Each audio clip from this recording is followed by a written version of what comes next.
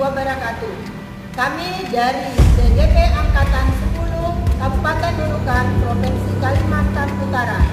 Perkenalkan, saya Darmawati dari SMK Negeri 1 Nunukan, dan di samping kanan saya Ayani Bakti dari SMK Mesingan Nunukan, dan di samping kiri saya Bangku Pinjol dari SMP Negeri 1 Nunukan Selatan. Kami dari kelompok 1 pada hari ini akan melakukan kegiatan supervisi akademis. Pada proses kegiatan coaching antara coach dan coach, dan salam bahagia, bergerak, bergerak, dan menggerakkan. Selamat menyaksikan.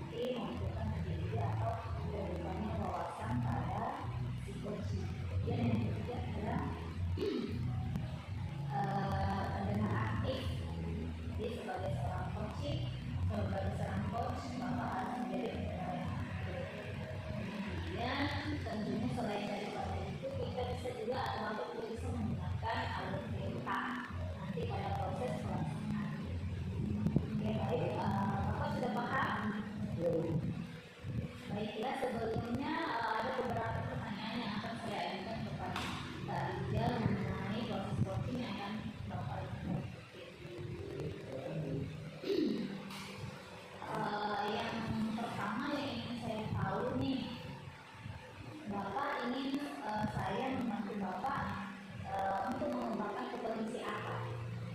Dalam kesempatan ini saya ingin dibantu untuk mengembangkan kompetensi sebenarnya dari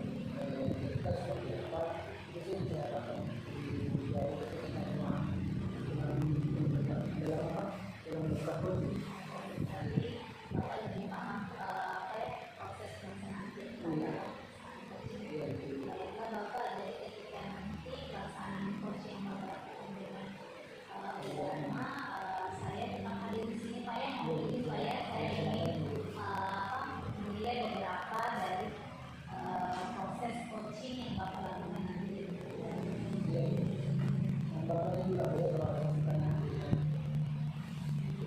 Ya baik, kalau ketemu Bu Dharma datang berarti saya bisa Ya.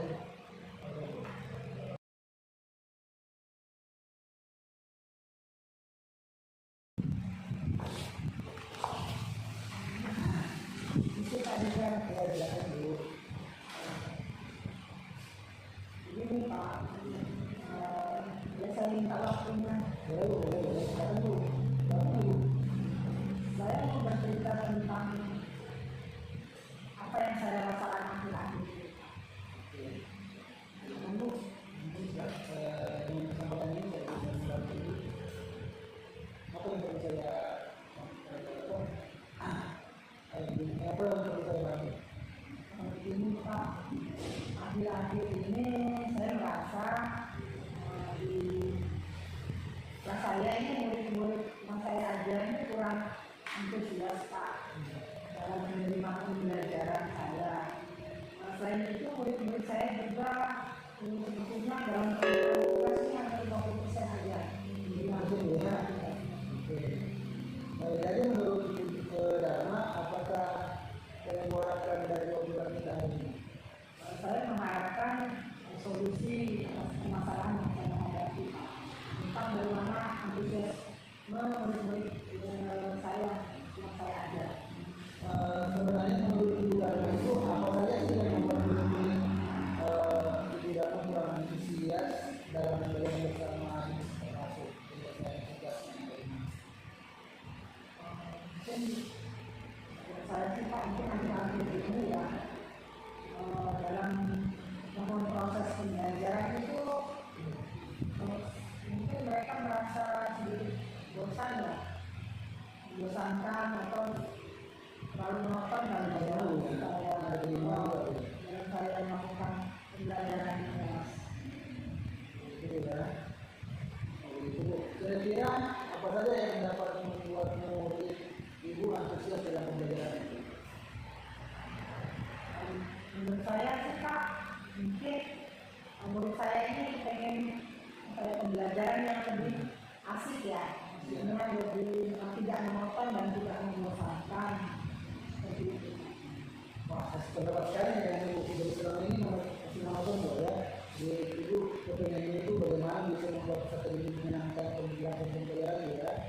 Lalu menurut Ibu Dharma, apa saja yang bisa membuat murid-murid asik dan tidak bosan lagi pada proses pembelajaran?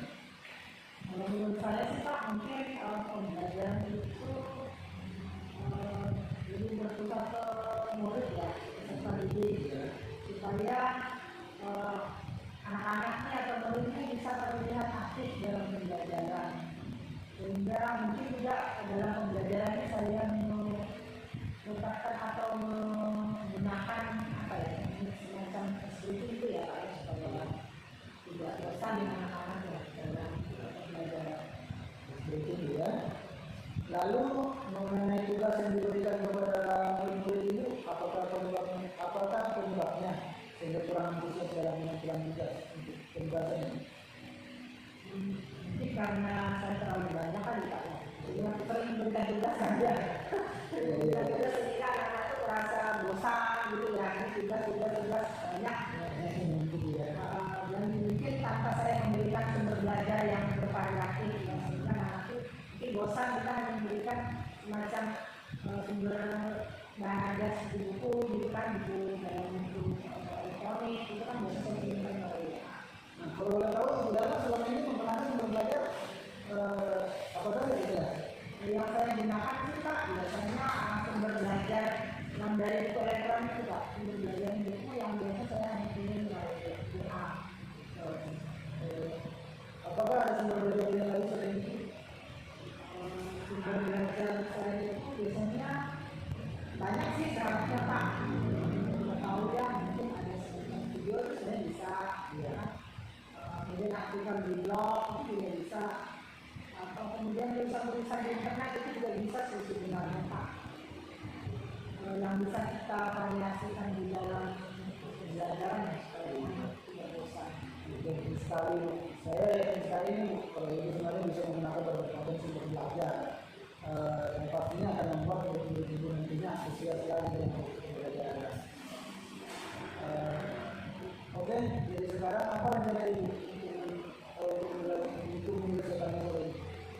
Kalau saya sih Pak, yang pertama mungkin saya akan merancang pembelajaran yang mengasihkan ya, dengan saya menggunakan sumber belajar dari beragam seperti video, video dari YouTube, TikTok yang sekarang lagi tren kan Pak, yang tidak bosan. Kemudian yang kedua dalam tugasan saya mengurangi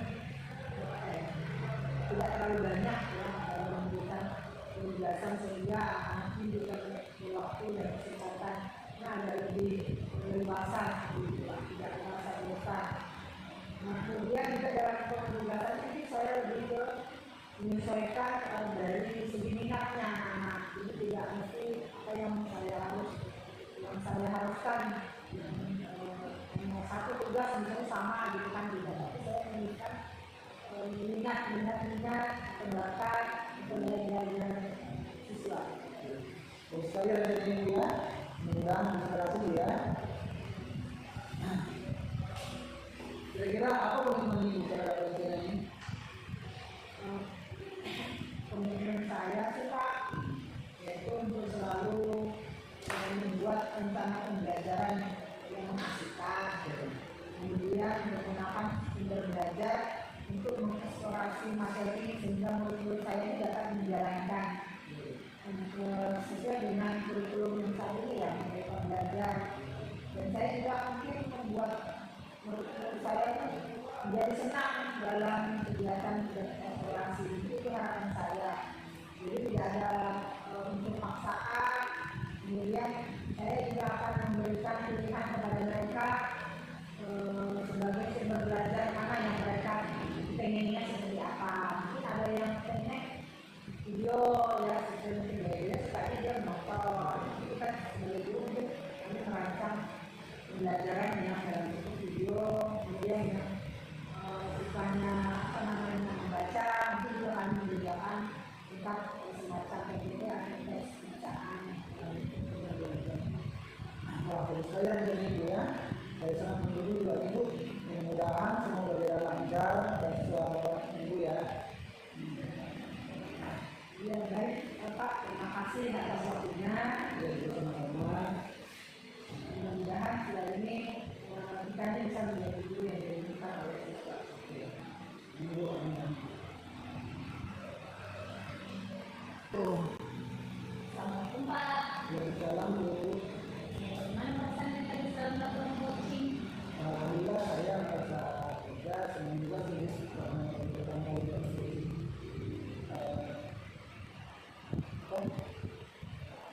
Untuk kegiatan Coaching tadi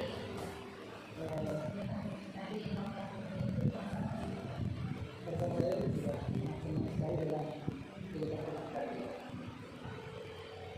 Saya merasa lega juga dan posisi bisa berjalan secara cepat. tadi kan sudah Bapak ya sedang coaching. Sekarang saya mau lanjut ke pasca observasi karena kan sebelum observasi tadi ada yang namanya observasi, dan yang terakhir adalah pasca observasi. Ada beberapa pertanyaan yang akan saya siap Bapak. Bagaimana nih Bapak menilai sendiri performa Bapak tadi dalam melakukan coaching kali ini? Oke, di coaching ini saya sudah mencoba melakukan coaching dengan alur cerita sesuai apa yang sebenarnya saya inginkan. Itu tidak hanya akan melakukan tujuan dan masih dedikasi dan determinasi dan tanggung jawab sehingga coaching dapat menemukan solusi atas permasalahannya. Namun penilaian saya atas diri saya masih belum maksimal di yang saya rasa terkait dengan melakukan yang berbobot seperti tadi dari apa yang saya inginkan. Itu yang menjadi pertanyaan dari saya juga. Berarti Bapak tadi merasa bahwa memang Bapak sudah melakukan Iya. dengan alat kita, coaching,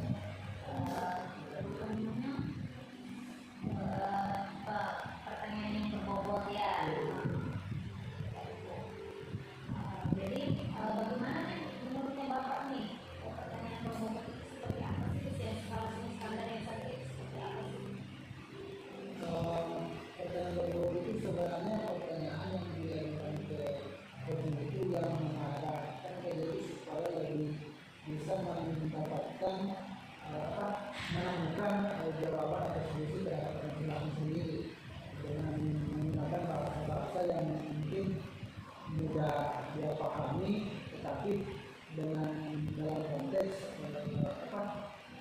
dalam konteks sebuah pertanyaan itu yang bisa mencapai pemikiran sendiri. Berarti sebenarnya bahwa bisa dari itu Iya. menurut Bapak nih dari diskusi kita hari ini, apakah sudah terbayang apa yang akan Bapak lakukan untuk meningkatkan performa Bapak? Oh ya,